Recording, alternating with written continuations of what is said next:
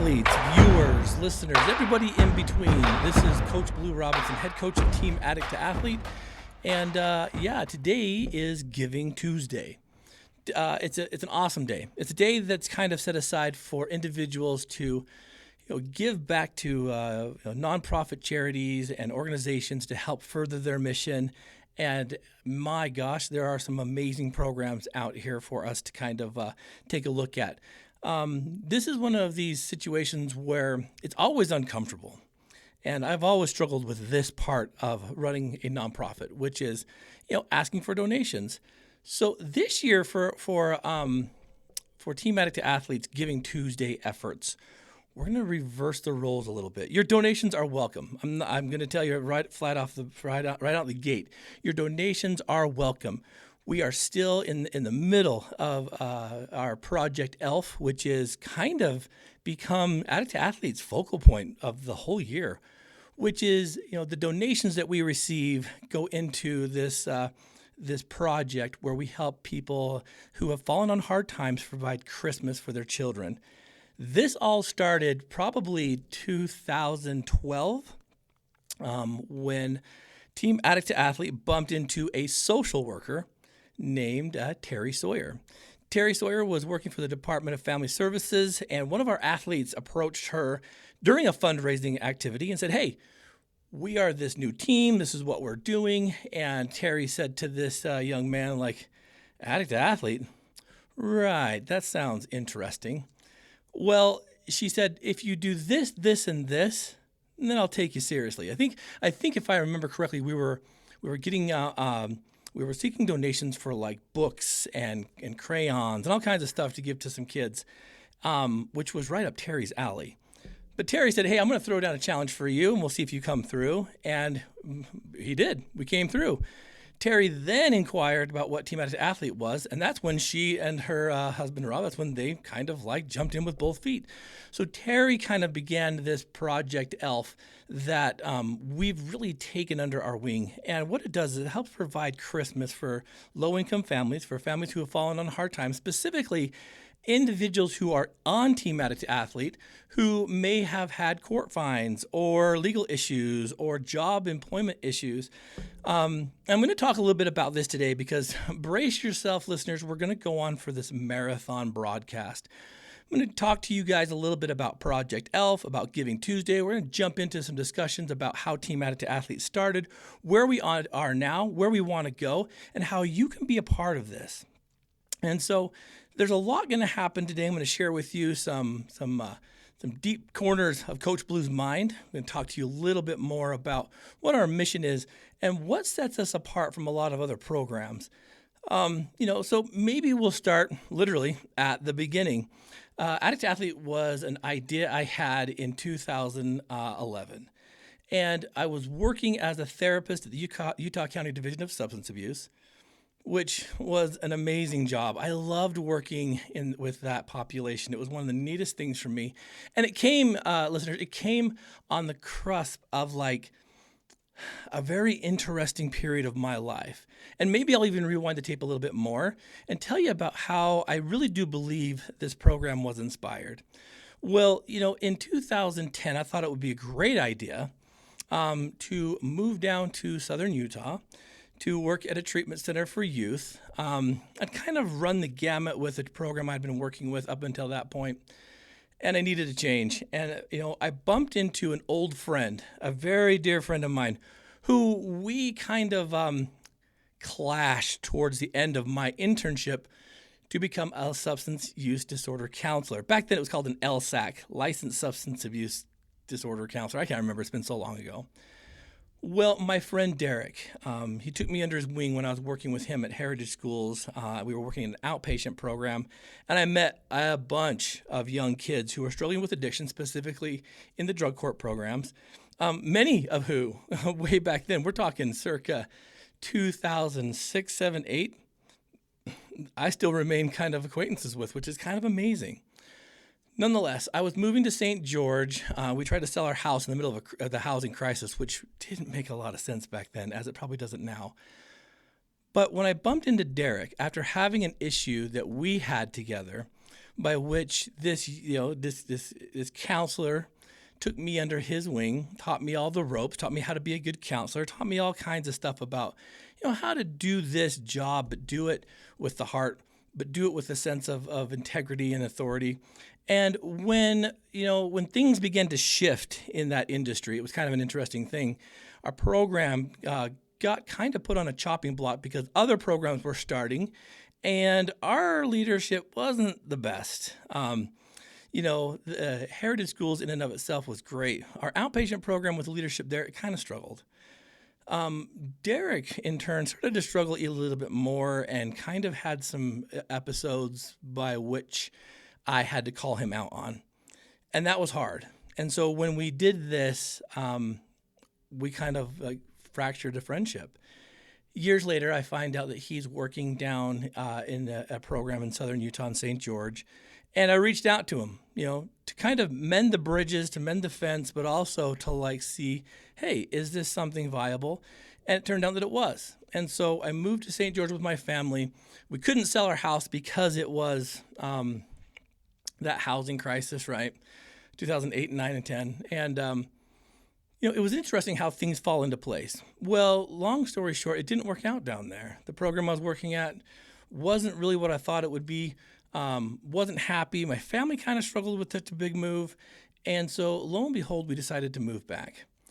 Well, leaving a job and coming back to a job is really difficult, especially back then. And I had just finished up, my master's degree and was becoming a licensed therapist. And I reached out for a job at Utah County Division of Substance Abuse. And it was with their a grant program that they had started called ART, which is Access to Recovery, which was something that President Obama had kind of put into place to help individuals get recovery, but do it, through their own interests, their own pursuits. And I thought it was great.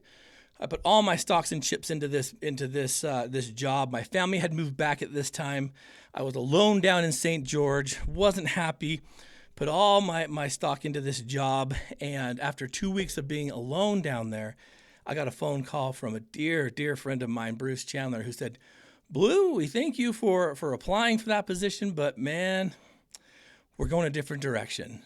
And you guys, I was crushed. I didn't want to be in St. George anymore. My family had already moved back into our house. We were renting it to family. There were some struggles going on there. I was done. And talk about a spiritual moment, a spiritual awakening. I really did have to go into some deep corners of my heart because I was done. I wanted to walk away from the job, from responsibility, and just go home because I miss my family that much.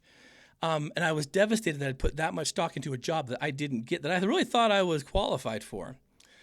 And I remember turning it over to God and being like, "Hey, this is in your hands." And I'll never forget this, and I'll share something a little bit dear to me. I'll never forget this, that when I called my family to tell them that things have changed, that the cards that I thought we had a good hand in playing wasn't going to turn out the way that I had hoped. And I remember my oldest daughter, the girl's 19 now and doing some stuff behind the scenes here at Addict to Athlete, but she was just a wee little thing. And she gave me that, "You know what, Dad? When one door closes, another one opens." And I'm like, "Brooklyn, thank you. We'll see." And it was funny because that's stuff that we teach our kids, right? Well, I go back to the place I was living. I was living with Marissa's grandparents at the time, just kind of as a temporary place to be. Seriously considering just getting in the car and driving home without having a job, and kind of ditching the responsibilities that I had to finish up at the job I had with Derek. And I'll tell you guys, I remember turning over to God, "Hey, this is in your hands. I have nothing left. I'm empty." And, I've been clean now for many years. I don't keep track of days, but I've been clean since 1996. And that was a day that I'm thinking, I really wish I had something to sleep because this is hard to go to bed with, this heavy laden burden on my heart. I woke up the next morning to a phone call from Bruce Chandler. And I remember looking at it and being like, did he forget he already told me I didn't get the job? And I answered it. He's like, "Okay, Blue, here's what we're doing. we have a therapist position that we think you'd be much more applicable in, that we think you'd be much more suited for. We think you got great talent in that area, in that arena. We want you to go here. So would this be a job that you would consider fulfilling? And you guys, wow, absolutely. And I was blown away by that, because I remember thinking, all right, the higher power, God, what was this, And I often think, what would have happened if I would have just turned my back on that spiritual component, that spirit of recovery, that spirit of integrity, that spirit of like guidance? Would any of this have happened? Well, long story short, I took that job. I moved back up here, and it was great, you guys. I started to work with this population, and there are several out there. That my very first day as a therapist at Utah County was hilarious, because, I'd worked at the county before as a case manager. I left to go work at a youth treatment center, and, that led to the St. George move. But coming back as a therapist instead of a counselor was very interesting. Different magnitude of investment, different emotional engagement, different kind of mindset when it comes to, you can't pull one over on me. And I remember my very first day as I was shadowing the therapist that was leaving to go to the county jail for a therapist position. And there was a couple of knuckleheads in there. It was the greatest. I kind of called them out. I'm like, you guys are full of poop. What you're saying is a lie. And I remember they were all kind of like, who's this? And, it was one of those things where Bruce Chandler taught me, be an iron fist in a velvet glove. And I love that mindset, and I love that principle. But even before that, I learned a lot from a therapist. Her name was Gail Seal, and Gail was an amazing individual who taught me to really be, I think, engaged with the clients, and don't let them off the hook so easy. They're not looking for the easy way out, and it's a dance, guys. It's a dance on how to help someone and show them how much you care. At the same time, holding them accountable to what that they know they can become. So as I was going through this transition to becoming a therapist now in 2010, it was an interesting curve. It was an interesting learning curve for me, but I loved it. I loved the clients I was working with. I loved, being able to see the successes. Those were some hard times. Those were some real hard times. I mean, you're thinking circa 2000, the drug problem was really big, and we hadn't quite seen the epidemic that we see today. And I can tell you, as we go through today, I'll tell you about the domino effect that happened from that. But I remember one day I was sitting, listening to the clients, and part of the program that we ran was that each person that was in the IOP, GOP level of care, which means that if you're IOP, you're there 4 times a week. If you're GOP, you're like about 2 days a week. And certain hours within there. So we got to know a lot of people. We got in some interesting corners of hearts. And, we had a great team, too. We worked with a great team. I loved everyone we were working with. And I remember telling the other therapists and the counselors I was working with that we are going to provide, professional level of care. We're going to compete as a government program with, the Cirque Lodges out there and some of the bigger groups. And I think we did. I honestly goodness think that we did. And I'll talk about how that kind of came to an end later on. But I was coming back from a lunch break, and I noticed a bunch of my clients kind of huddled around the back of a car, back of a pickup. And it was hilarious because I'm like, they're all huddled around the back of a pickup. Something nefarious must be going on. So I rolled over to them, and I'm like, what are you guys doing? And they turned around, saw me, and they're like, oh, crap. Their faces were just like, we're busted. And I didn't know what they were doing. And one of them turned around, and I looked down, and they were forging each other's signature slips that testify that they made their 12-step meetings that they had to turn in each week. And I'm like, what are you guys doing this for? This is addict behavior, right? And they said something pretty profound, and it was, this doesn't work for us. This outlet doesn't work for us. And I'm like, well, why? Because you guys, up until this point, circa 2010 again, I started working in this field in 2000.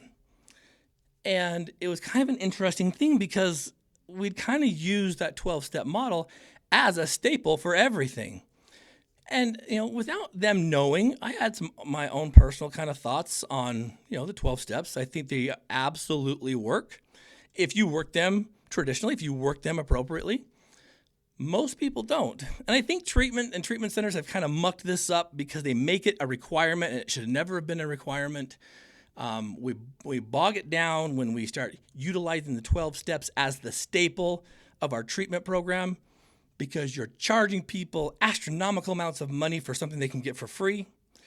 And I think, there's all kinds of things that I'm like, in 2010, didn't jive with me. I never really engaged in the powerlessness of what addiction was, because I'd seen power come from people understanding what addiction is.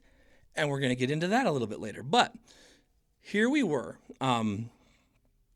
kind of like at this impasse, like, yeah, I'm requiring them to go, but it's not working for them. And they each had their own reasons. I don't like the environment. I don't like the hour, all this stuff.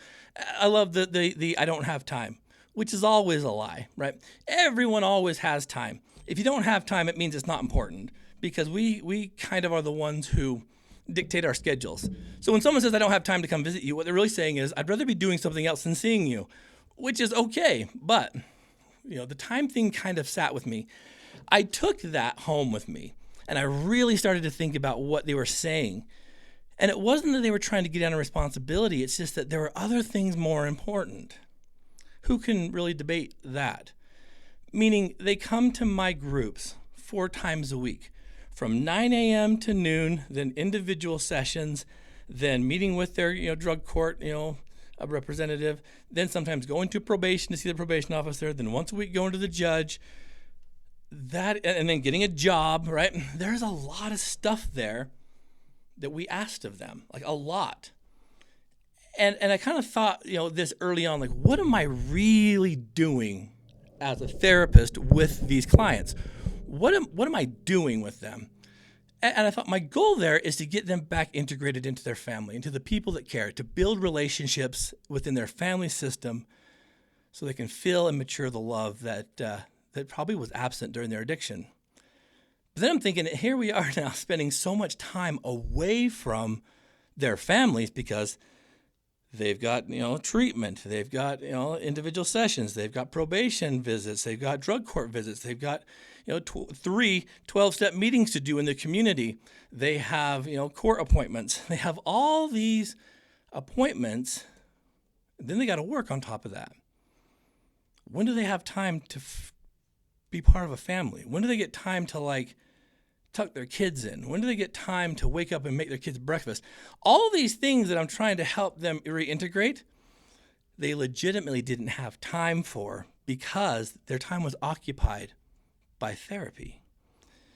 And I got thinking, that is kind of crazy that we're requiring this from them. So that got my mind moving.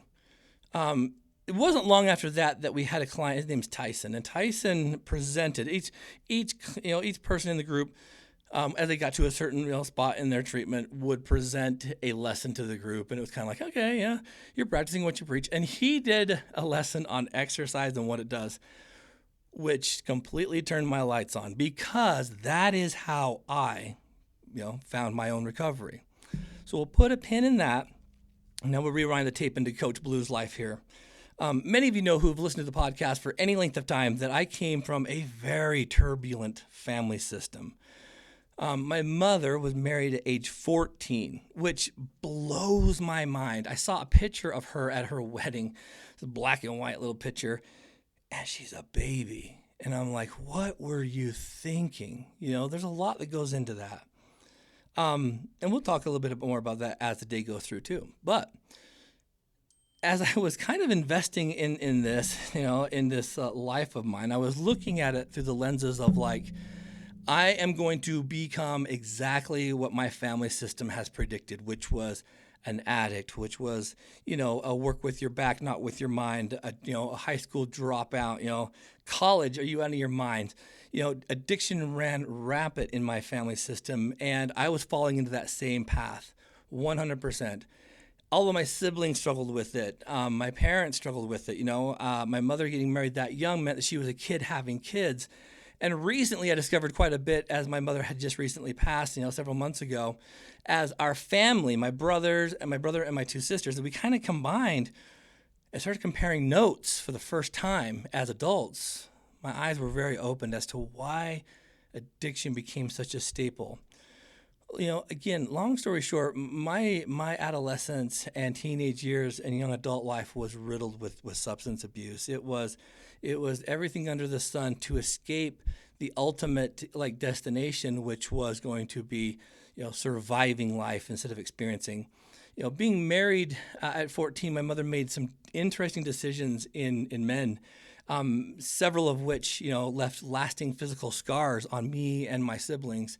And when you go through that kind of hell, you've got to find a way to cope with it. And for me and my siblings, it was to mask it with substance. As I started to kind of see the problems that this was bringing in my sister and my brother, I started realizing that maybe this isn't what I want, but it was what I was doing.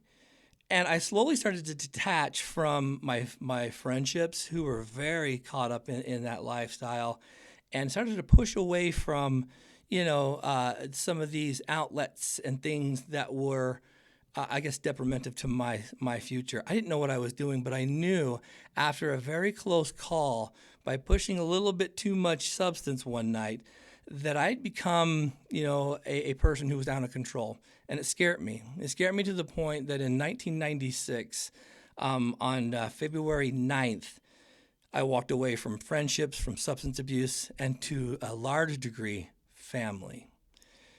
And what happened was being able to shift my focus away from them and become, in all essence, a loner. I committed what I like to call, social suicide. I cut everybody off.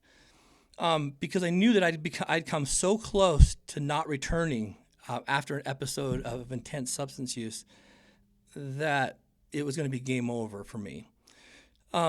It was not easy. I got to tell you guys, a lot of people will look at me and they'll say, well, you did it, I can do it.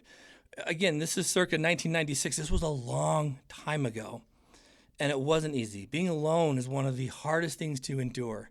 And being alone at the same time, having people that are supposed to care about you, yet experiencing some very intense neglect, is very confusing.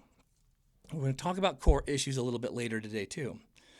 So as I was going through those experiences, and I was trying to come into grips with dealing with the trauma from being physically and sexually abused by stepfathers and men that my mother would bring into her life, and being poverty-stricken the way that our lifestyles had become, and the addiction that had run rampant in my own life, walking away from that stuff was very scary because I was cutting off a potential network of support that I knew didn't exist.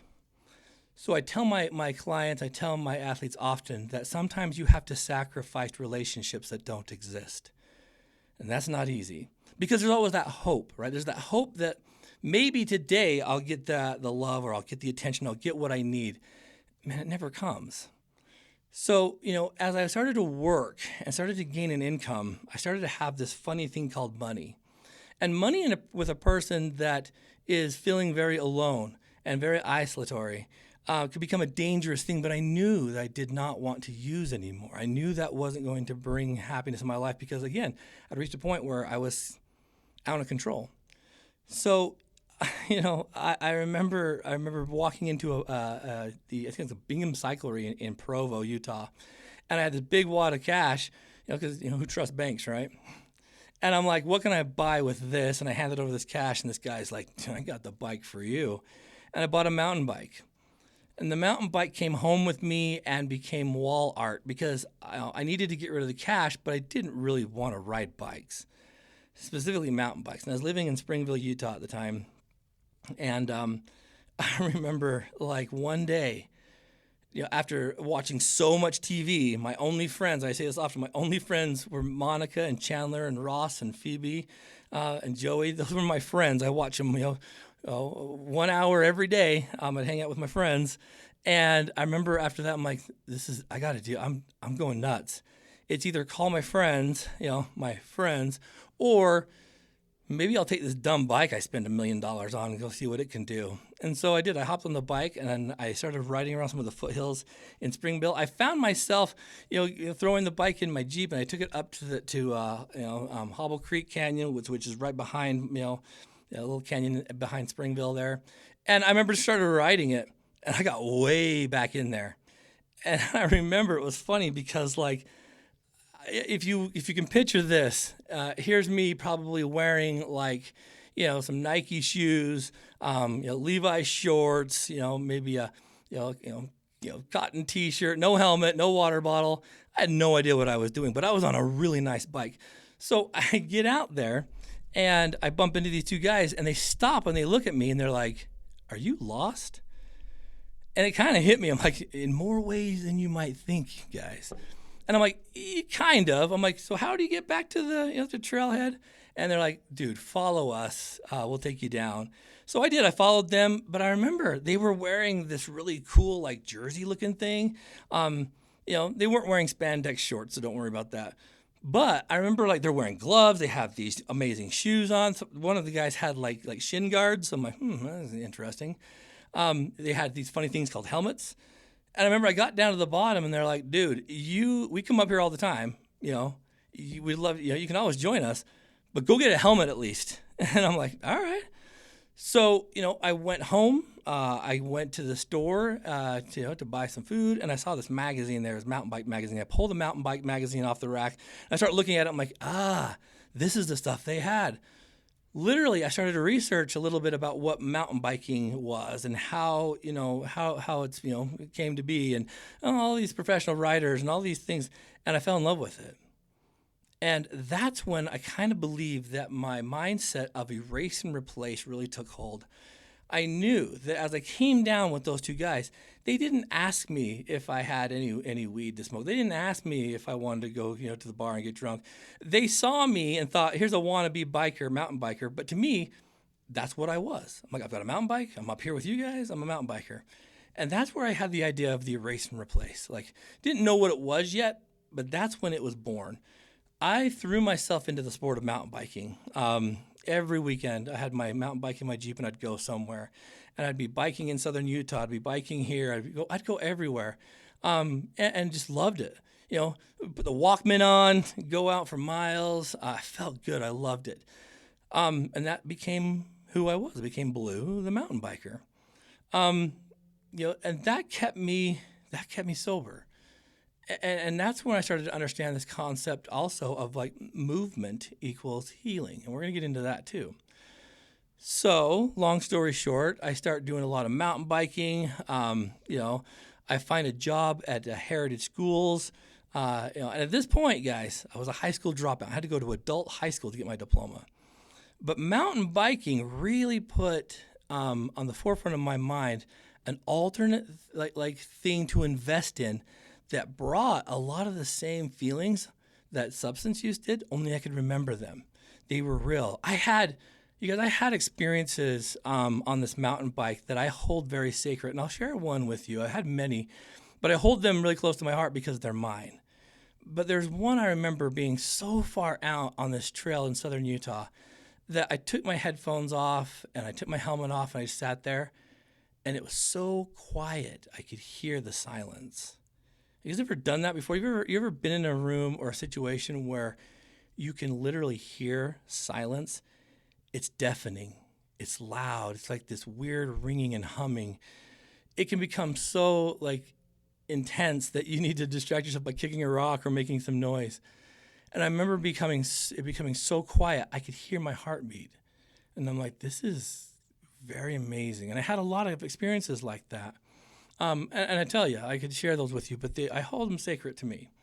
And I remember going down one weekend. My parents had split up. They'd gotten back together. They moved to St. George. This is stepdad number 5 or 6. I can't remember.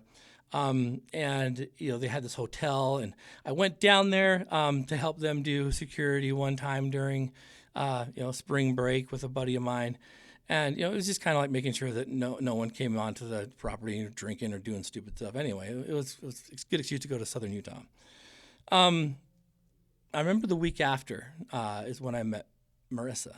and it was kind of an interesting thing. We'd bumped into each other, and she was working at the same treatment center I was working at. She was a recreational therapist. I was a courier. I was barely starting adult high school at that point, with thoughts of going into law enforcement and all that kind of stuff. And it just didn't fit right with me. It didn't quite work out that way. I had some people that I knew in law enforcement, tested for it, all this fun stuff. But when it came to, some of the things that I thought would really kind of lay the foundation for my life, it was this stupid heart of mine that really, I think, beats in a rhythm of trying to really help people get out of situations that I found myself in. When I worked at this treatment center for youth, I would find that I would be able to talk to these kids about stuff they're going through and just listen, because we were given strict instructions not to talk to them about their therapeutic issues. And I wasn't going to plan on breaking that because I didn't want to lose my job and I didn't have the skill set for it. But I found that they had talked to me a lot. And one of the things I would do every day, because again, I had no life, and so there's always work to do over here. There's a couple hundred and something kids. Earlier, I drove them to doctors, dentist appointments, airports, all kinds of stuff. That they had this group of kids who were in the chemical dependency class, and every day they'd take a different group of these kids to 12-step meetings. And so as I'm in this early recovery, starting to mountain bike and do this kind of stuff, all of a sudden I discovered these things called 12-step meetings, and I would take the students, these 18-year and younger kids, to these meetings. And some of them would welcome them, and some of them they were asses to them. Some of them were just like stiff-nosed, like, who are you? Kind of got a bad taste in my mouth for some of the old-timers that would kind of snob off on the kids. And I get it, hey, they should be able to do it, on their own accord. But still, it did put a bad taste in my mouth for a lot of different meetings that the people there wouldn't address the youth with the respect that they deserved, having gone through obviously the same trauma that these guys had gone through. But nonetheless, I volunteered to do those things because unbeknownst to them, I was also finding a lot of guidance. I was starting to understand that a lot of people struggle with this. But through that process, I started learning this can become a crutch. I did this for years, you guys. I did this for years. One day I was approached by a guy. His name was Steve. And Steve said, Blue, I'm noticing how much work you put in with the kids that struggle with addiction. And he's like, there's this new program up at the University of Utah. It's called the SUDC program. The LSAC program, Licensed Substance Abuse Counselor, right? And he's like, they teach you how to become a counselor. It's a license, it's a license. You can be a professional. And I just finished adult high school. And I'm like, so what is this? I don't quite understand. And he's like, well, here. And he showed me some literature on it. I looked it up on this brand new thing called the internet. And lo and behold, it was like kind of a cool thing. It was a 9-month course. After it, you took a state test and you could become licensed. And I thought, this is it. I'm going to do it. So me and a friend, her name was Shelly, we both enrolled at the same time and loved it. Loved it. Learned how to help individuals with case management and counseling. And counseling is different than therapy, and I'll get into that again later too. But there we were going through all these school, and I started being able to increase my abilities to help the kids understand addiction, which I just been through. I was literally like, at this point, maybe a year, 2 years clean, 3 years clean, but still kind of learning the ropes myself, and it was great. And this is when I started becoming like very focused on this being my career, this being what I was destined to do, to help people overcome addictions by reintroducing themselves to the authentic heartbeat that they have. And it was amazing. And I thought, what, that'll be it. Marissa and I had just gotten married, and I thought, this will be it. I will be a counselor for the rest of my life, and this will be great. But if you ever met Marissa and Marissa's family, specifically Marissa's mother was always like, well, you've done that. Now why don't you try this? And that rubbed off on Marissa. And Marissa's like, well, you've done that. Why don't you try this? So I went in to get, to college to prove to Marissa that I couldn't do it. And you guys, lo and behold, I did it. And there were some struggles I had there. All the time, still mountain biking, still doing things. I started running with my father-in-law, Gary, and that was amazing.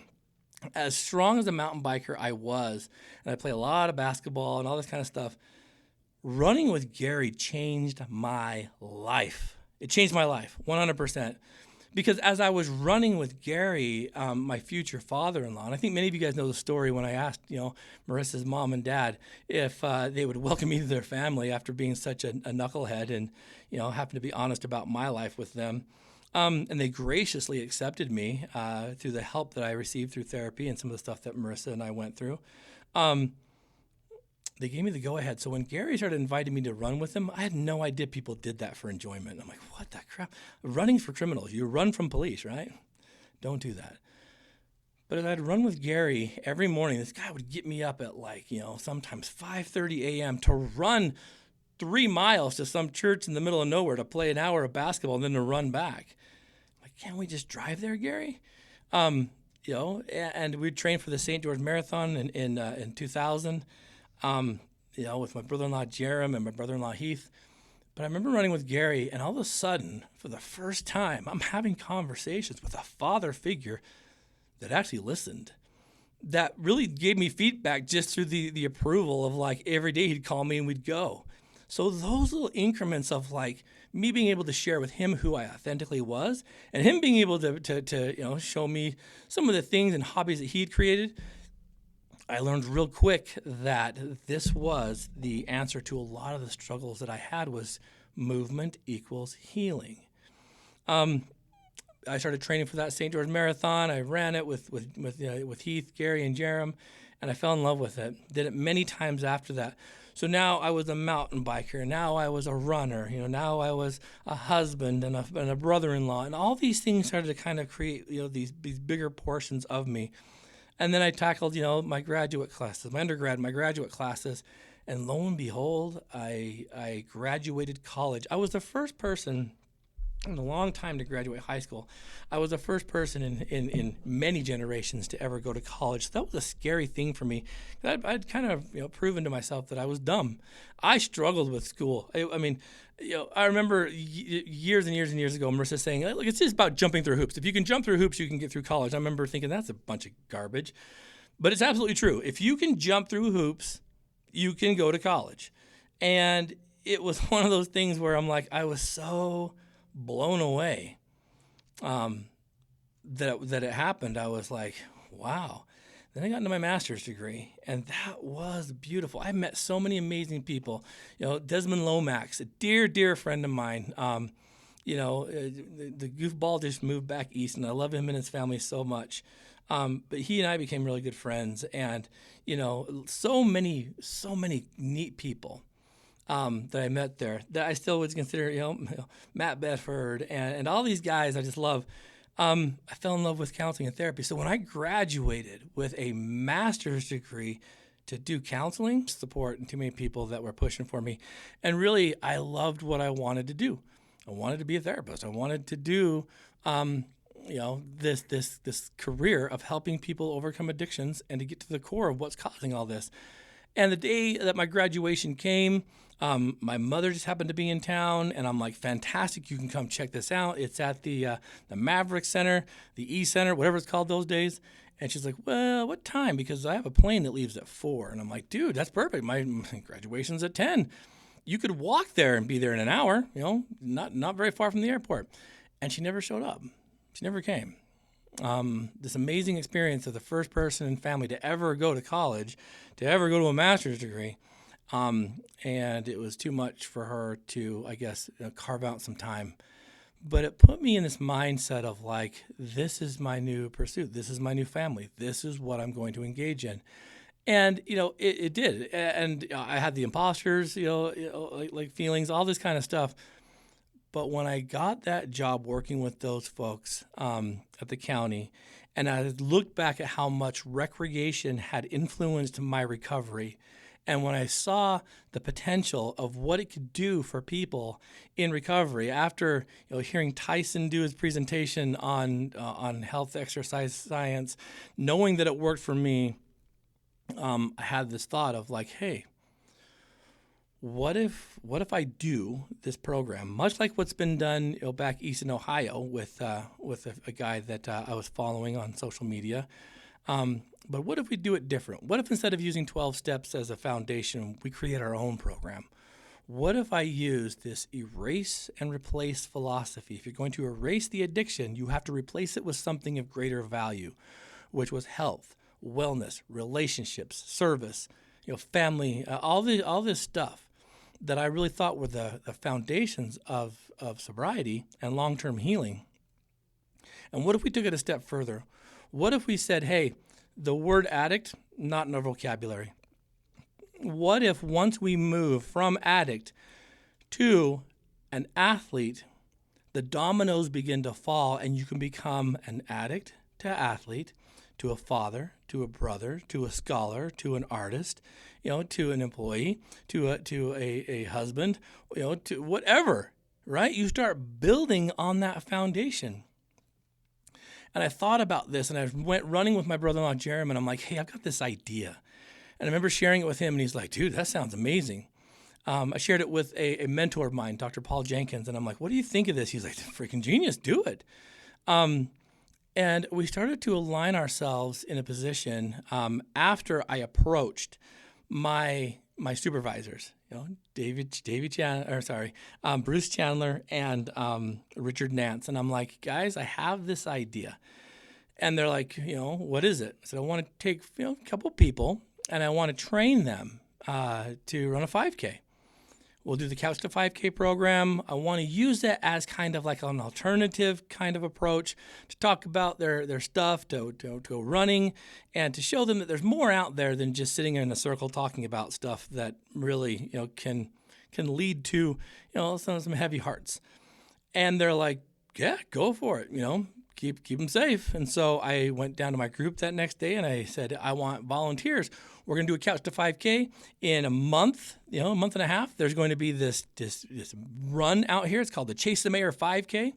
And I said, we're going to do this run. If you guys want to come a little bit early, we'll stretch, we'll go over some running techniques, and then we'll go train. And only 5 of the 40 people raised their hands. They're like, we'll try it. And that was when Team Addict to Athlete was born. Tyson, the individual who did that presentation, was one of them, and I had several others. And literally every day they were at treatment. They'd come a little bit early. We'd gather as a group. We'd stretch out. We'd do this stuff, and then we'd go for a little run. And when they came back, they were talking to everybody else about, we went out and we ran here, and everybody else is thinking you're crazy. But these athletes started training for this 5K, and I found out something very interesting very fast, and that was while we were out there running, these 5 individuals, we were training for this. They'd start telling me all kinds of stuff they'd never tell me in my office. They'd start processing things, and they'd start having these epiphanies and these ideas. And I'm thinking, why are you guys telling me this stuff out here, but you wouldn't tell me in my office with all my feng shui, water fountains, and all this kind of stuff, And I didn't realize what it was at the moment, and I'll tell you what that was in a second. But they trained for this 5K, and the day that 5K come, one of our athletes, Tyson, he handed out these shirts that said "Addict to Athlete" because that's what we were calling ourselves. And I'm like, ooh, you guys be careful. Wearing those T-shirts breaks and breaches your anonymity. People are going to know that you had an addiction. And they're like, we love that we had an addiction because this is who we are now.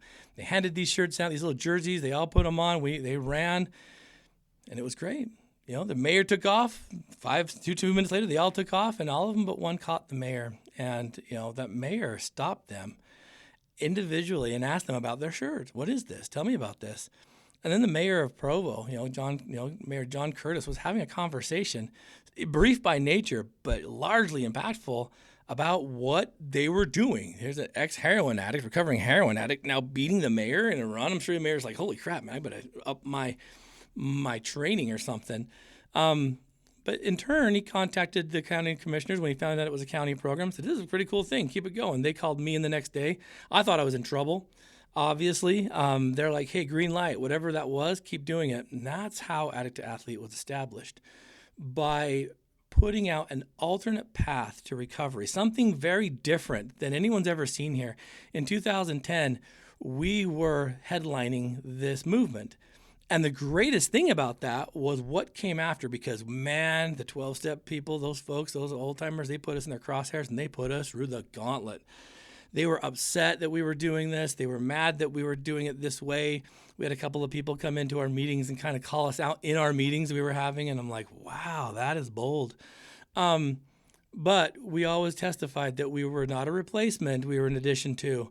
And I like to kind of think that that's kind of what started so many other programs in Utah, but also throughout the country.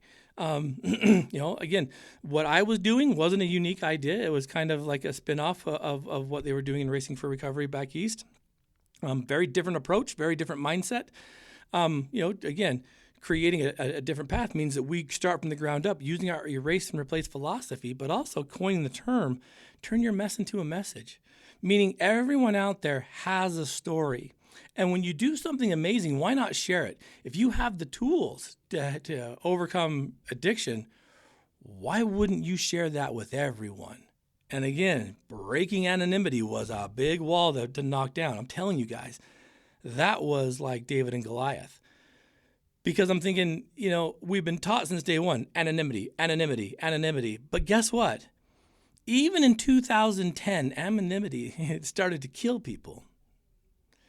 And I get it. And it's kind of funny. We see this so different now, But it was interesting because I thought, I better keep this on the down low. And I kept Addict to Athlete very close to the vest for a long time because I saw it working, but I didn't want someone to come in and shut it down because it didn't fit the mold that was out there.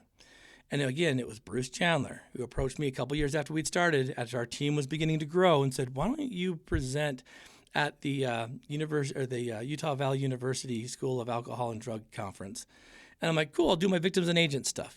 Become a victim or an agent of addiction or a victim of recovery, right? Agent of recovery." And he's like, "No, I want you to do it on Addict to Athlete." And you guys, I was scared because I thought, if I tell people about what I'm doing, they're going to shut me down. Because that was the mindset, right? We were doing something so out of the norm. And I'm like, okay, all right. And so I did. And you guys, that presentation, if you watch that presentation, I'm going to play it today. But if you watch that presentation, that was my very first time I spoke publicly about Addict to Athlete. And I had many athletes there with me that were situated and sit with some of the students and with some of the professionals that were at the conference. And at the end, when we ended with the Champions Challenge offered by Coach Flowers, again, one of the podcasts that we absolutely love, I was putting this PowerPoint together. I needed something to emphasize why I don't call people in recovery addicts, why I hate that language, and I will never use it to identify someone, because if you identify yourself as an addict, that's all you will be. And the negative connotation that comes with that will always be yours, which always gives you a little bit of a crack in the door to get back into it. So why not shut it completely by renaming yourself? And that was a champion. And that resonated with me because people that overcome addictions, in my book, they're champions. They're not in recovery. We heal from this. And I know that's still in 2022, not a popular thing, but we heal from it. I was watching a TikTok yesterday, and it was one of these guys who's like a guru in recovery.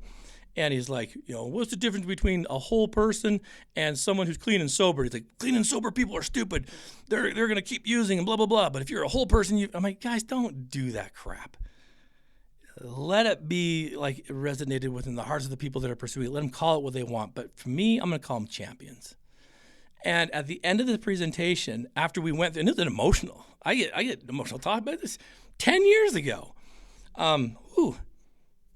For the first time, when this presentation ended, and at the end, Coach Flowers says, "Athletes, who am I? I'm a champion. Athletes, who am I? I'm a champion. Who am I? I'm a champion." I had all my athletes who were scattered around the classroom stand up. And for the first time, they were recognized as people in recovery on a path of healing. And then everybody else, the professionals and the students, stood up and applauded them. They gave them a standing ovation. They had to come in and tell us to turn it down because it was getting so loud. And my gosh, I still have it burned in my memory. The faces of my athletes that were out there, guys, it was amazing. They're being cheered for simply for who they are and what they're doing now, not for what they did, but for who they are today. And that was a big deal. And again, it just kind of catalyzed us into more opportunity. our program began to grow. We were officially launched as a 501c3 with the help of a lot of dedicated people. Rory Burke was instrumental in helping us get our 501c3. Tim Whipple, who was on our board, really got behind us. Marissa and all that she's done, and Coach Jed Jensen. Addict to Athlete wouldn't be where it is today without Coach Jensen. So each year, we started 2010. It wasn't until this year, 2022, that we finally were able to secure a grant to help us now truly organize this program for what it is. Addict to Athlete is very different. On Giving Tuesday, much like today, we ask for donations. It helps us fund our program. We've been graciously gifted a grant from the state of Utah that has instrumentally helped us into more growth, secure facility. It's small by nature, but we have our own little gym. We've got our own group room. And Addict to Athlete is not a recovery gym, not even close. We have that because of what I utilize it for and with, and I'll tell you about that in a moment. But we are a community support group who uses health, wellness, education as a resource to establish sobriety. The athletics we always wanted to do in our communities that we once took from. So instead of just coming to a location to work out and to stay here, I wanted the athletes to go out there into the communities that they were from to show the people that once looked at them as addicts to now see them as athletes and contributors and producers and creators. That's why we take a very different approach.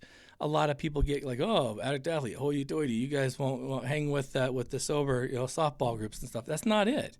It's because I don't want to typecast the athletes to only like prescribe to that one group. We're not abnormal. We don't need our own league. I want you to go out there into the normal leagues and show them who you authentically are. When you walk onto the baseball diamond, the softball field, the volleyball court, the basketball court, holy cow, wearing an Addict to Athlete jersey, people are going to ask you what it is. You in turn get to bear your testimony of recovery. And guess what happens? People say, I have a brother who struggled with addiction. I have a mother who struggled. I struggled. You start connecting with people because everyone who can hear this podcast, this presentation, this video today, you have someone in your life that struggles. So why typecast yourself into one paradigm and only hang out with people that struggle? Why not get out there and make some real movement? So Addict to Athlete until today, was never a brick and mortar place. We had always utilized the assistance from our local communities to help us open chapters. And this grant has helped us immensely. All that was said today so that I can tell you a little bit about why Giving Tuesday today is so important, because we want to give you something back. I see a lot of people that are going for like thousands and thousands of dollars, and that's great. We need it. Trust me, we need it. But today I'm asking you, if you want to donate financially, fantastic. We'd really appreciate it. But I would love for you today to go out and purchase some kind of toy that we can have you bring here today to put under our tree for our Project ELF, to benefit the minor league, the kids that truly need it. I would love to put $1 million on our website. Like, let's go for this. But you guys have been very generous with us this year. We've raised a lot for our Project ELF, and we've got, I think, 8 or 9 families right now that we're doing Project ELF this year for. Many children. But we still need some additional. And I would love for you, if you would be so willing, to bring an unwrapped toy to our home-based facility, to come check out our facility, to bring this toy to us. We're at 1875 South State Street in Orem, Suite T500 in the basement. You can see all the signage as you come down, and we'll post this and mark this. We'd love for you to come down and meet us and donate a toy, and shoot, maybe even come grab a T-shirt. for your work. It's that kind of stuff that I think Giving Tuesday should really be about. I don't think this is the time that we look at bankrolling, the facilities or whatnot. I think this is a time that we show you exactly where this charity goes. We are in full swing right now, and trust me, we do. We need, money to keep the lights on and stuff. But right now, because of the grants, we are able to do that. And we'll have other fundraising efforts and stuff in the future, and that's going to come. And I hope that this is something that we can continue to do, because we've been able to increase our reach throughout the state of Utah by opening chapters from Davis County to the north all the way to St. George, and chapters all the way in the middle, including the Utah State Prison. Because our model is very different. It's not about bigger, badder, faster, stronger. It's about connecting with you first. It's reintroducing yourself to who you authentically are. Then it's you becoming a teammate, someone to help hold you accountable, to pass you the ball and to be ready to receive it when you've got to pass it, to be able to be led by a team captain, someone that you can that can be mentored by, to be led by a coach, right? And when we laid this program out, it was very different because it's all peer driven. And I love this too, and I'll toot this horn a little bit. Addict to Athlete was the first to kind of implement this peer mentor type experience, by which we gave people a lot of leadership positions that needed, because I needed help. I couldn't do this myself. This isn't my team. This is their team. And I love the fact that in 2010 we started this, and now I see things like certified peer mentor training, where you can become a certified peer mentor. And I think that's awesome, because that's exactly what we did in 2010. And because of that, I've seen people take our certified sober coach program and become a coach to open their own chapter under our nonprofit. And I will tell you, the experiences that these folks are having, it's hard. It is not easy. And in fact, that is one reason why our 40-hour training, it does cost, is because you've got to make sure you have what it takes to do this, because it is not easy to be a coach of this team. As hard as it is to be the head coach, the local coaches that do all of the stuff for their chapters, they put in lots of hours for nothing in return. This isn't a paid program. This is kind of like hey, you're volunteering, you're doing this kind of stuff. You're doing it because it's a passion of yours. And so, our 40-hour training goes in depth on scope of practice, on what it means, on how to navigate, the coaching, meaning moving someone from a point forward. It's not about doing therapy and doing things in the back. It's about you helping someone achieve the goals that they have for themselves. Because of this, we've seen many of our coaches go on to get their own like personal degrees in therapy, because they're like, okay, I like this, but I want to do more. So it's inspired people to go back to school. We have several coaches that can't coach anymore because they're going to school, and I love it. It's fantastic. So what we're asking today for Giving Tuesday, it's not to have you, donate, millions of dollars. We'd love that. Don't get me wrong. But if you could, on a day that's kind of snowy, and I did see the sun's coming out, go down to your local, store, Target, dare I say Walmart, anywhere, and grab something that you can bring here, so that we can have these parents, when they come, towards the middle of this month, to come do their Project ELF wrapping, that they'll be able to take maybe a bonus, maybe something that they saw that kid's asked for. You will be able to utilize Giving Tuesday to help these kids have a Christmas. And the thing is none of us get to see the faces of these kids, but you'll feel the energy that it provides by helping out this way. And don't get me wrong, again, we love the financial stuff. And some of you guys that can't, that maybe are busy or maybe aren't around, financial donations are fantastic. But today, for Giving Tuesday, everything we collect goes into Project ELF, because of how important it truly is. And we'd love for that to be an unwrapped toy that we can utilize for this upcoming Project ELF experience. And again, I started this whole thing off talking a little bit about that Project ELF and how important it is. And through the efforts of our county-to-county relay and some of the other things, we've been able to fundraise quite a bit. And we'll do other fundraisers for the program later, but for this day, We wanted to give you something back. So that something back is going to come by way of this kind of like, I guess we're going to call it a telethon. Isn't that what those things used to be, where you'd call up and be like, I'm going to donate 10 cents or whatever? I wanted to share with you a few things. And we're not done yet, because there's also a few angles I want to take with you to talk a little bit about why Team Addict to Athlete works. And you may not know how many resources we truly have. Not only do we have our facility here where we run, community recovery support groups, and everyone is welcome to these. You do not have to be a person in active recovery or even addiction. We have just as many muggles, the non-magic folk, the people that don't use, that come and participate because they have a loved one that does, than we do people that have actual addictions and are in recovery themselves.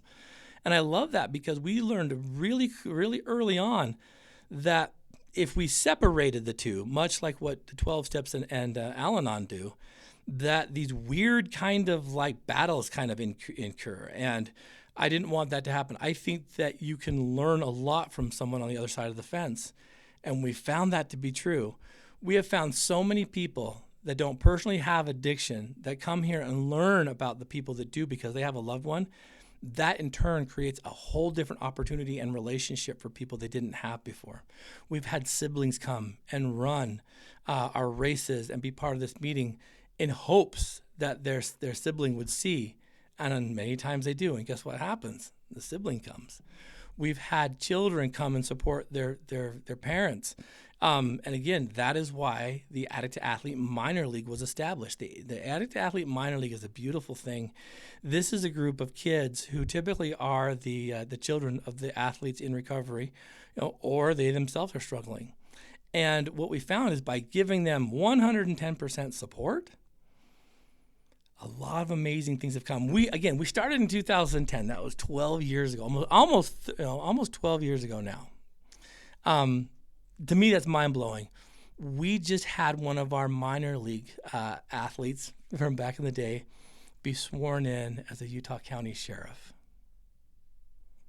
And Athlete Long, I am so proud of your son for all that he's done and the things that he's overcome and just the person that he's going to be, because this is a young man who was raised kind of with this team in mind. His mother was Christy was a very big part of this. Her podcast was amazing. Christy did the same thing. She went up the chain of being a team captain. She went back out her degree. She's working as a therapist now. And she's been through a roller coaster of stuff with herself and her family. And yet, look at what's happened. They're good kids. They've seen their mom in the most darkest of times and the most powerful light at times. And our young little minor leaguer just got sworn in as a sheriff. I've seen so many of our minor leaguers go on to do amazing running experiences. I think of the Sundays and all that they do. It's been kind of fun. My own children have been raised on this team. My oldest daughter, Brooklyn, she does a lot of our social media now. She does a lot of our videos. For you coaches, you'll see a lot of her work here very shortly. So this minor league is a big deal. When I started noticing that people were bringing their kids to our meetings, it blew me away. Because I'd been to other meetings where people were vulgar with language, that they were, smoking and just being kind of like distant, not really emotionally safe for a kid. And a lot of times people needed to bring their children because of the necessity. Again, remember what I was talking about with a lot of times, like we're doing all this treatment, all these meetings, who has time to be part of a family? That's why the minor league was started. And one of our most amazing athletes that unfortunately lost the battle to addiction was a spearhead in organizing the minor league. And then, of course, we had Coach Sunday and Coach James step up and do some stuff with the minor league with our 50-mile relay, the Lake to Lake relay in St. George, which we're doing again this year.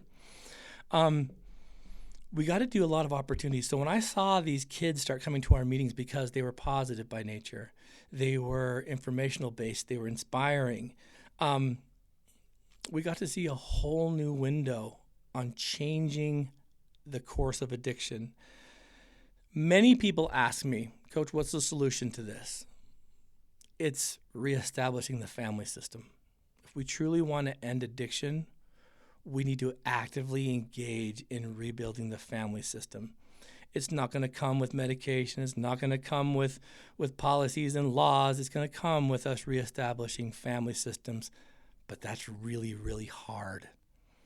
And that's a reach that most people don't want to take. And so you see a lot of policies and a lot of procedures and a lot of rules and regulations and all kinds of stuff that come out. But we don't talk about healing the family because that's hard and it may not take. So when I see the minor leagues start to increase their participation and I see these family systems beginning to heal again, we like to help them build and establish a very strong home team. Now the home team is a concept of keeping your home court advantage in your advantage by establishing a house of sobriety, a house of love, a house of safety, a house of communication. It's about establishing a place where healing can occur, because when you are in active recovery or active addiction, you're like a wrecking ball. And so by coming here and learning how to reestablish your home team, or your home court, that behind that door, your front door, what can that become? Hopefully a dynasty team. You've got to learn what positions everyone plays. You got to learn how to call plays. You got to learn how to throw some timeouts every now and then. You got to learn to be cool, and despite that, there's a feeling of a loss coming on. And so we teach these principles. And treatment centers, community, public, you guys are all welcome to come and participate. One of the most beautiful things is we do not talk about drugs. We talk about the positive aspects of the healing process. And it's very different than a lot of meetings. You'll come here and you'll feel it almost instantly. People here want to know you. You walk through the door of our program here. You are part of this team. People ask me all the time, "What do you got to do to get involved?" You just got to show up. But if you do that, you have to understand that you're also engaging in some very powerful relationships because these people care about you. If you're on their team, they want to be able to trust you enough to pass you the ball when they need to, cover themselves. So it's like, hey, if you say you're going to show up for a race or an event on a Saturday, we know where you're going to be Friday night. You're not going to be out doing dumb things, because if you don't show up on Saturday morning, we know that you aren't putting in full effort. And that's the beauty about why I've discovered that health and recreation, specifically sports and specifically running, is so in tune with recovery, right? It's not about bigger, better, faster, stronger. It's about what journey you're going to put yourself in. And again, I told you about this a while ago. When I proposed this to my brother-in-law, Jerem, I said, I only want them to do 5Ks, 10Ks. And he's like, Blue, you're holding them back. You've got to let them go where they feel they can they can go. You can't restrain them. I'm like, well, I'm worried about cross addictions and stuff, and that has never been proved to be an issue. But here's the funny thing. I was trying to limit what they could do. Every one of my athletes that really engaged in this have always increased because they know how to channel the pain. They know how to move the muscle cramps. They know how to, excuse some of the stomach cramps and stuff because they've experienced pain before. And the pain that they've felt doesn't even compare to the pain that they've experienced in their past through their addiction.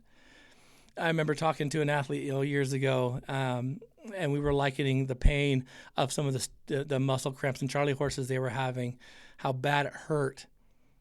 And then the comparison of it was made that, yeah, but did it hurt as bad as that jail door slamming behind you hurt?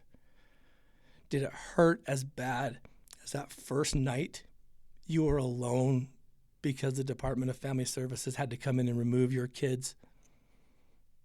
That's pain. That is real pain. So when they're out there and they're feeling like they need to give up and they want to stop, that pain doesn't even compare to what they've already experienced. And I think that's one reason why people in recovery make such amazing athletes, is they know how to channel it. They know how to let it go. But this is the beauty that I discovered in what this means and why running is such a staple in what we do, because it's the absolute worst. It sucks. But you feel amazing when you're done. You get to turn around and see how far you've come. All these medals back here, they weren't mine, because I lollygagged around. These are mine because I finished what I started. Just like recovery, you're going to finish what you start. And so you start to kind of metaphorically start to understand these things. And what I noticed when I was out running with my clients, and as we do these long races, and even way beyond clients and athletes that would come on from the community, I started realizing that when we do runs together, things like the relay races, the Top of Zion, the Badwater, Salton Sea, all these races that we would do together, this team got stronger. And what I realized was, real quick, as we're out running, you're processing your addictions. You get to this point where I thought I was breaking new ground on like helping people overcome addiction. What I was really doing, unbeknownst to me, was utilizing a therapeutic modality called EMDR therapy, eye movement desensitization and reprocessing. Until I got certified in doing it, I didn't realize that's exactly what this was. I told you in the first chapter before the internet kicked us off that movement equals healing. And what I realized is that with these folks that were out running, they were telling me these things because they were processing it, much like what EMDR therapy does. But instead of having these weird kind of proximity quarters, sitting in front of a therapist, wagging his finger in front of you, you're in control. You're running your pace. And even naturally, before you go through the scope that's designed to help unlock some of that trauma, to help you let it pass and to let it go, movement equals healing. You do this more often than you think. And so what I do now, with my clients, my private therapy clients, it's different than Team Addict to Athlete, but they'll go in and they'll use the treadmills. I have 2 treadmills sitting next to you. I'll show you guys in a little bit. I'll be on one and they'll be on the other. And as we're walking, some of them that choose to do it this way, they'll use that as their ability to utilize EMDR to help release trauma. It works amazing. And it's natural. And it's up to you. That's what I love about this. It's up to you. I notice this with the races that we do. When you walk onto a race course and you see people wearing Addict to Athlete, your team, we have one athlete that's going through some heavy stuff right now. She's on the cusp of losing her grandfather. And she's a coach of ours. Her name's Liz. And Liz is kind of like our ambassador coach. She's been to dang near every chapter of Team Addict to Athlete. She's been more than I have been. And the one thing that is harmonious all the way through is this level of acceptance that if you have, the Addict to Athlete logo, you're family and you're on the team. And that's what I love about it. And so as we go through these experiences and you have like-minded people and you have opportunities to bear witness to your recovery and to share this with complete strangers who have someone, if not themselves, that struggle, this is how communities start to heal. This is where we start to reframe what that term addict authentically means. One of our goals was to reshape the community's approach on what an addict is and what it isn't. That is why we use the Roman numeral 2 in our logo, right? It's very specific. We don't use TO or the number 2. We use the Roman numeral 2 because the Roman numeral system does not recognize 0 as a number, which means you can never be less than 1. Even if you're at the door of trying to throw it all in, you are still here. And all you need to do is allow someone or something else to help buoy you up long enough. And once 1 becomes 2, that is the foundation to build on. If you have 2 columns, you can build on top of that. Think about that for a second. Very cool in my eyes. Very, very awesome, because you're never less than 1. There's a Buddhist philosophy that I love to teach about becoming one with yourself before anything or anyone else, and that's absolutely true. And you'll find yourself on some of these runs. But we also have people that say running is for criminals and I hate it, So what do I get to do? Well, we have 1,001 different recreational resources here. We have our gym. We play softball. We do sports. We do all kinds of things that help bring movement into your recovery. But I would say the number one thing that stands Addict to Athlete out from a lot of other programs is that the service that we offer runs deep. And this isn't just, again, handing water out at an aid station. This is about public speaking. This is about being actively engaged. This is about creating opportunities and experiences for people. This is about all kinds of things that the athletes do to help show the public at large that they are no longer what, the society would qualify them as addicts. So, there's a little bit about what we do, and this Giving Tuesday, we want to share with you a little bit more.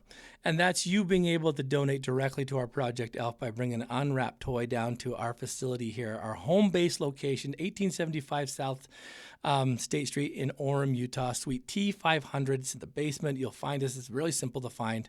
But we'd love to have you come in. Tonight, Tuesday, is our Addict to Athlete meeting. We do this every Tuesday. Everyone is welcome, from family members that have a loved one that struggles all the way up to treatment centers in the community, youth groups, whatever. You guys are welcome to attend. And I will tell you, the atmosphere is safe. The message is powerful and motivating. And the people that you find here really want to invest in you. They want to know who you are. They want you to be part of this team. And I'll say this to a lot of people at times, that if you do not want relationships, if you do not want support, don't come here. Because we have a team right now, a core team that truly invests in one another. So much so that they do things, as free agents. They meet, to go trail running or hiking, to go walking, to do all kinds of things. We have women's groups that are now beginning, men's groups that are beginning. We have open gym hours where you can come here. And listeners, viewers, it's all free. There are zero dues to be paid here. There are zero contributions that you need to make. If you want to come take advantage, all you need to do is walk through the door. We don't charge for memberships. We don't charge for any of this. This is free for you because this is the program we've established. Now, if you're outside of the home base location, on our website, addicttoathlete.org, you're going to find all kinds of resources there, from our meetings throughout the state, all the way down to our calendar of events that we're doing. We typically want our athletes to participate in at least one community nonprofit event every month. So think about this, right? This means that you will register for a 5K or some kind of community event that goes to benefit someone in need. So not the big for-profit races. If you want to do that, that's fine. That's on your own dime. But we like for our athletes to invest in their communities that they once took from. So things that we've done in the past are things like, we have an athlete that unfortunately has discovered that she has breast cancer.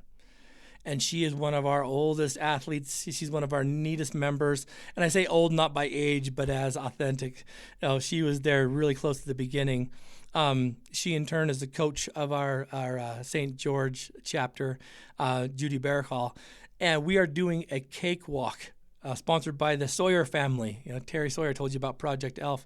And we do this when our own athletes need help or support.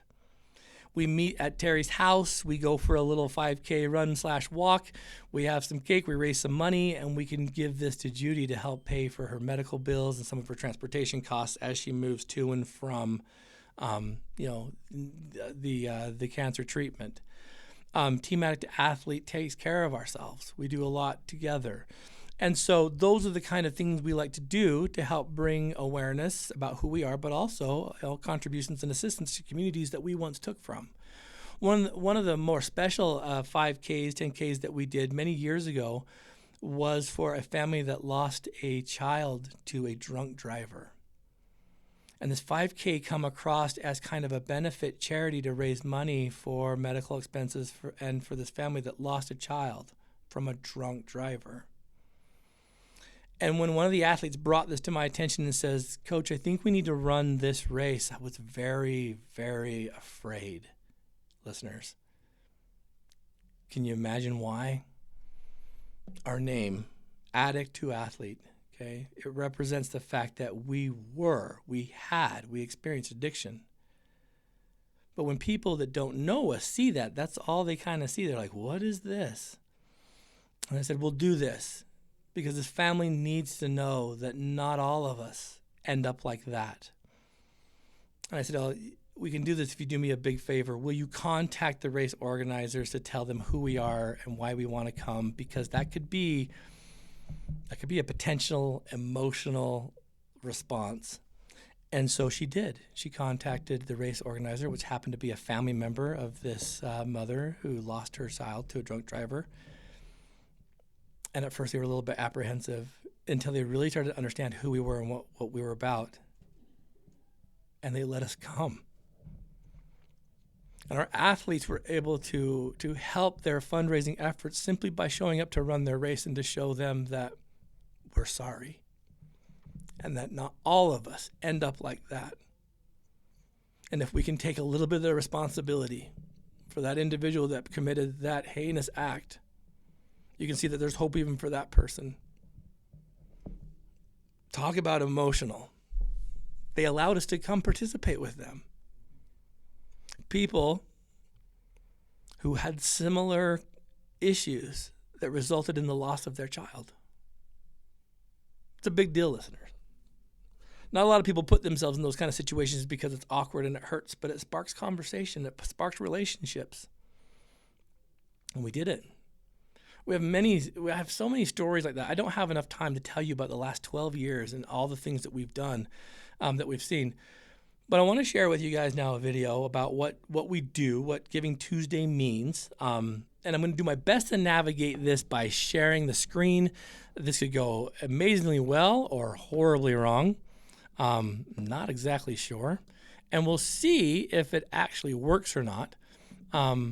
But yeah, listeners, I really do appreciate you guys hanging in there with me and being able to talk about this. I don't get to talk about this stuff all the time because our podcast, which is amazing, not a lot of people get to understand or hear how this team started, what we do, what our philosophy is, what this nonprofit means, and what our future looks like. And I'll tell you a little bit about the future later on today.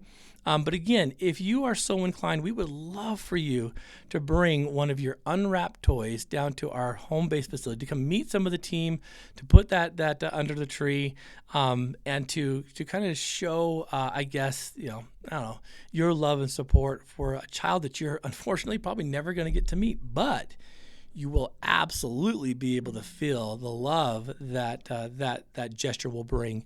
Me being a recipient when I was a child of the Sub for Santa, experience, I remember when I was so young, because again, we were poverty stricken. I remember like waking up and being like, holy cow, this is huge. What is this? Maybe he is real. And it wasn't until years later that I discovered that it wasn't him as much as it was a charity. And when I found that out, you guys, I was wickedly embarrassed. And I'm not even sure why, because now as an adult, I'm looking at this and I'm like blown away by someone's willingness to sacrifice for us as children. And, I know that there'll be times when kids might understand this, but I'll tell you, it's worth it. It's worth it because there's so many kids that don't get what we've had. And it's not because their parents are in active addiction. A lot of these families have fallen on hard times. I was able to bump into one of my very old clients that unfortunately had to take on another job because of some situations that were happening within her relationship. And she's like, I'm doing this because I'm trying to save up for Christmas. And I'm like, holy cow, this is like the universe aligning ourselves. I'm like, why don't you save that so you can get where you're going and let us help you? I don't think that's a coincidence, you guys. I just don't think that's a coincidence. So there's a lot to what I think that Project ELF does for people. More so what it does for you, the person offering the donation or being charitable with your finances. These are huge things, and we don't take that lightly. I want you to know that stewardship and responsibility is very high. And I'd love for you guys to come down and see a little bit about what it takes to keep this organization running, but also what it does for the people that will be the recipient of your donations. So I want to share with you guys, right now, just a little bit about what Team Addict to Athlete does. I'm going to share with you guys some of our videos that we've put together, go into a little bit about what Giving Tuesday means, and kind of wrap this up a little bit with where we're going.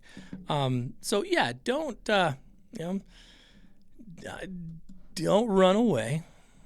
We're going to go and do a few little things here. I'm going to click on a few little tabs here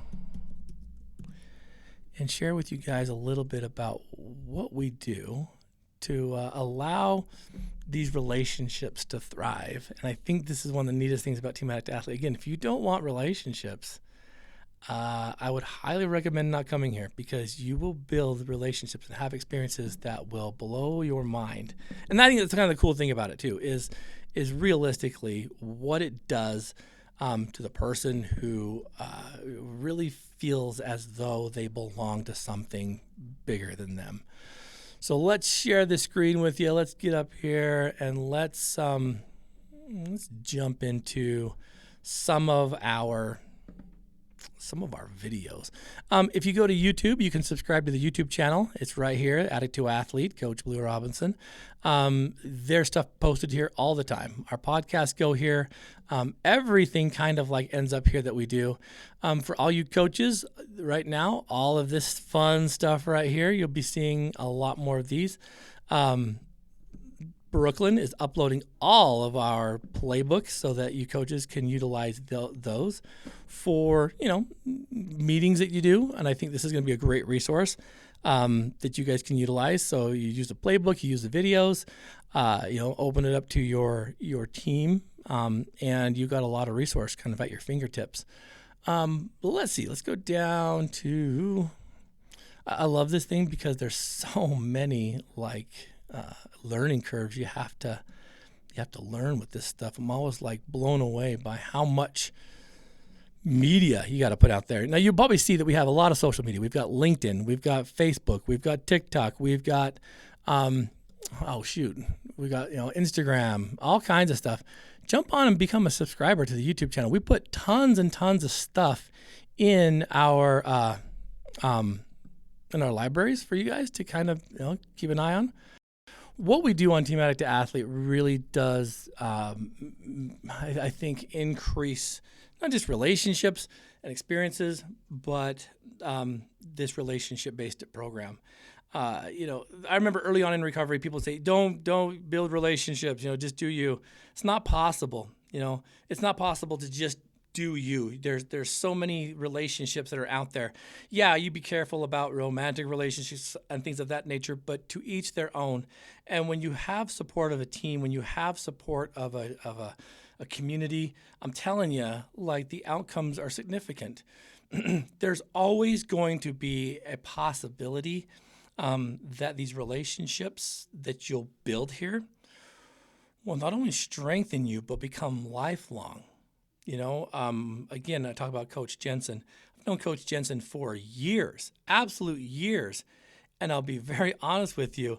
I never thought that he would move from, a guy that I did some counseling and therapy with to my right-hand man.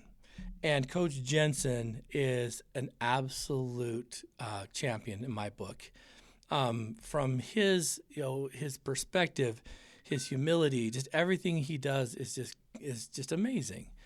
But I've also seen the coaches that take our training and stuff move into these positions of leadership that feel very much inadequate. But through that process, that refinement, they become leaders of their industry. And I think sometimes these really kind of, I think they mean a lot to the communities that get to receive this. To become an Addict to Athlete certified sober coach, jump on addicttoathlete.org under our resources page. And what you can do is, check out if it's right for you. There's all kinds of resources that we can utilize to achieve the financial investment, from fundraising, all kinds of stuff. There's many times that throughout the year, again, because of the grants and whatnot, that we have been able to sponsor people to take this. But what it does is allow you to bring this grassroots movement to your community, to bring addiction out of the shadows and to create a healing pathway, through sobriety, through investments, and through, goal attainment. There's this concept by which we want to talk about these long-term recovery. I'm in long-term recovery. Well, that's great. But we teach principles differently here. We teach the principle that you can heal from this. And I really truly believe that if you can heal from this, then you can create a lifestyle that helps you turn that mess into a message. So, check out addicttoathlete.org for more information. You'll also find resources on there for information about how to cope with addiction, what you should do for next steps, channels to outreach for help and assistance, our backlogged podcasts. Our podcast, I'm pretty proud of. We've been doing this now for 4 years, and we have some amazing stories on there, from professionals in the industry to professional athletes, all the way down to the athletes themselves. Each of these stories bring its own unique, I think, characteristic of success, overcoming adversity, and turning that mess into a message. So as we kind of come to a close, I want to talk a little bit about what's on the horizon for Team Addict to Athlete. As we are on Giving Tuesday, again, it's through donations and charitable kind of like contributions that help us operate, help keep the lights on and whatnot. And because of the grants that we've received, and hopefully more that will be in the future, we plan on being here for the long run because we truly believe in what we're doing. We offer all kinds of online resources for rural communities. Beyond the Sober Coach training, there are things that you can do to be part of this team, even if you're not in an area that has a chapter. People say that all the online stuff, it's not authentic. It is when you have the right heartbeat of person behind that screen. There's a lot you can do to be part of this. Even though you may be, miles away, different state, different continent, you can be part of this team simply by investing in it, meaning showing up. Everything we do is free. A lot of the things that you'll pay for, will be things like maybe you want a jersey, maybe you want to, donate to Giving Tuesday or do it to a fundraising experience we're doing.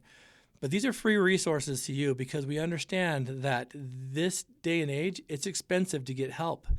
What Team Addict to Athlete's goal and mission is to help provide a resource to see if this kind of investment and involvement might help sway some of the curb of your addiction, or if you're through treatment on the other side and you need that support to come be part of this, to kind of turn that mess into a message.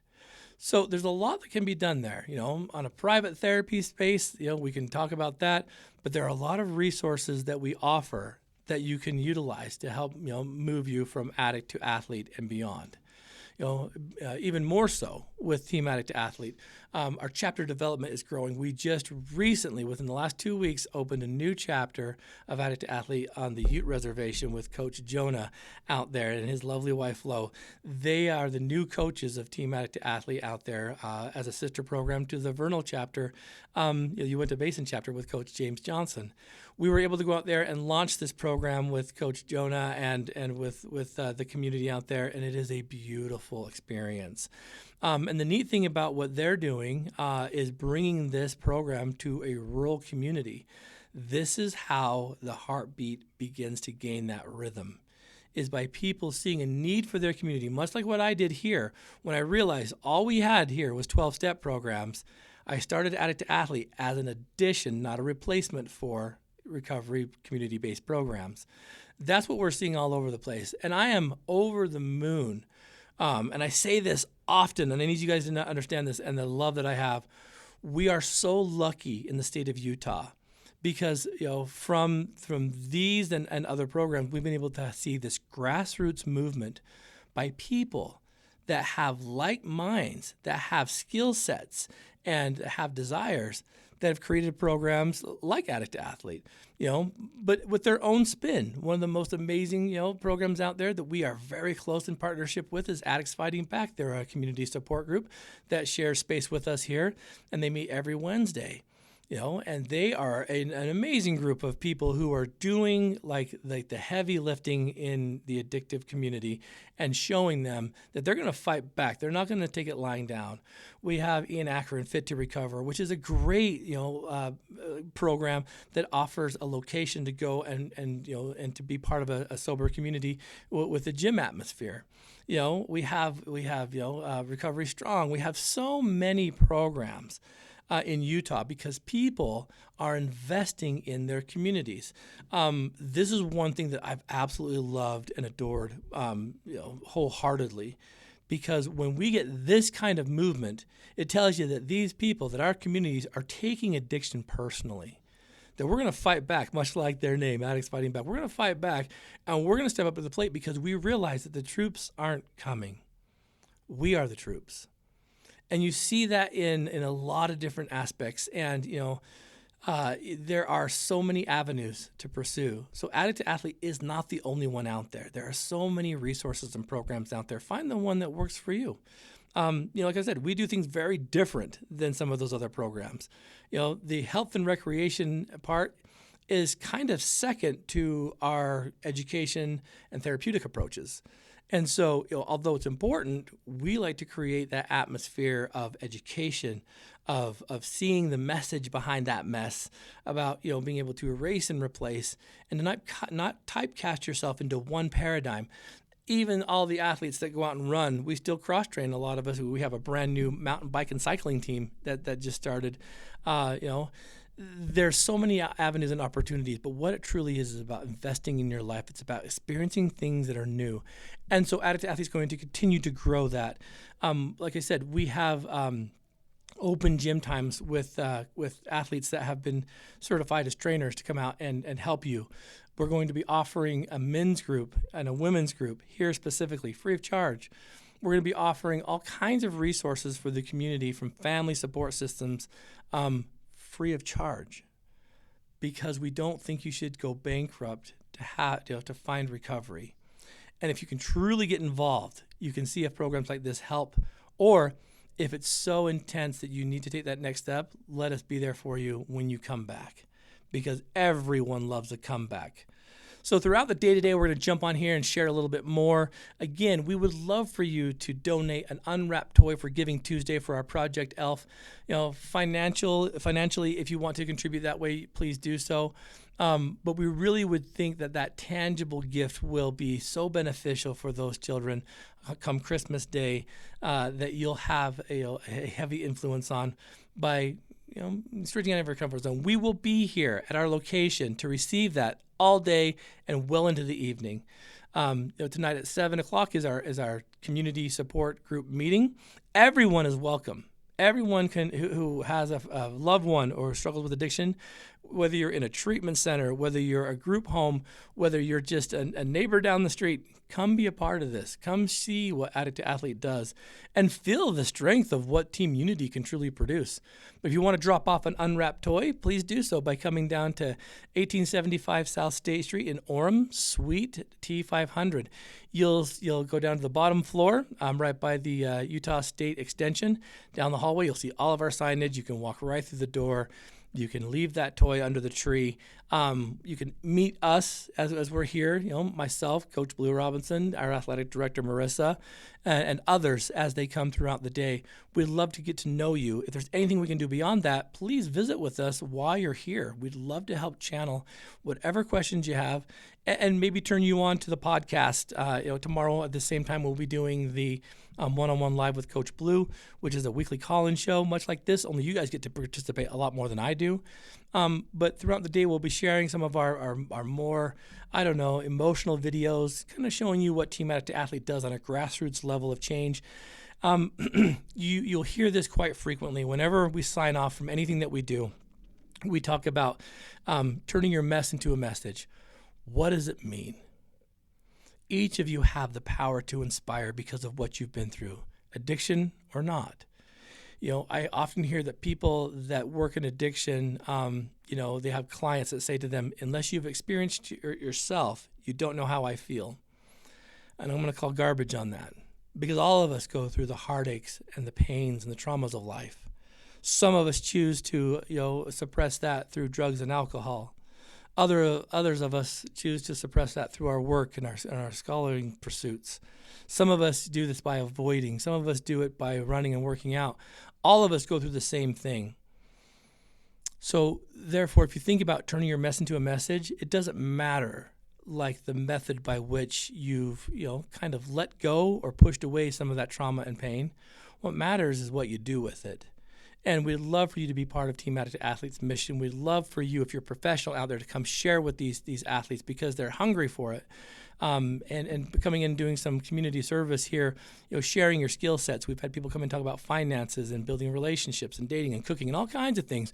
We welcome anyone who has a skill set or a talent to come share it with these athletes, because you never know who, what, where, and why something's going to land on their hearts that's going to save their lives. So until we meet again later on today, please continue to turn that mess of addiction into the message of sobriety.